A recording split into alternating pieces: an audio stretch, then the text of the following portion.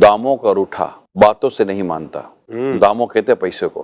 آپ کسی کے پیسے کھا کر بیٹھے ہوئے ہو, اب آپ اس کو منانے کی پوری کوشش کرو, گھر جا رہے ہو, منا رہے ہو, جائیداد اس کی کھا گئے, ورثہ اس کا کھا گئے, مال اس کا کھا گئے, پیسے قرضے لیے تھے وہ کھا گئے, اور آپ بولے ہمیں نے بہت منانے کی کوشش کی. بعض اوقات انسان کا آپ وہ چھینتے ہو, اس کی جو سلو ہے نا, اس چھینی ہوئی چیز کی واپسی پر منحصر ہوتی ہے. جہاں پر آپ نے کسی کا واقعی حق تلف کیا ہے, صحیح, اور اب آپ کہتے ہیں کہ میں اس سے بڑی سلو کرنے کی کوشش کرتا ہوں, یہ گھر پورے کے پورا مطلب مجھ سے روٹھا ہوا ہے, تو اس کے روٹھے ہوئے کی وجہ وہ ہے جو آپ کھا کر بیٹھے ہوئے ہیں. وہ آ کر جب آپ کے گھر کے سامنے سے گزرتا کہتا ہے یار یہ گھر تو ہمارا ہی تھا. یہ میں ان کو سمجھا رہا ہوں کہ جو بعض اوقات لوگوں کا حق کھا کر بیٹھے ہیں اور کہتے ہیں کہ ہم مطلب کہ معافی مانگتے معاف نہیں کرتا. داموں کا روٹھا باتوں سے نہیں باتوں سے نہیں مانتا. واہ واہ واہ. یہ یاد رکھیے گا. اور یہ میں انہی کا کہہ رہا ہوں جنہوں نے اس طرح کا سلوک کیا ہے.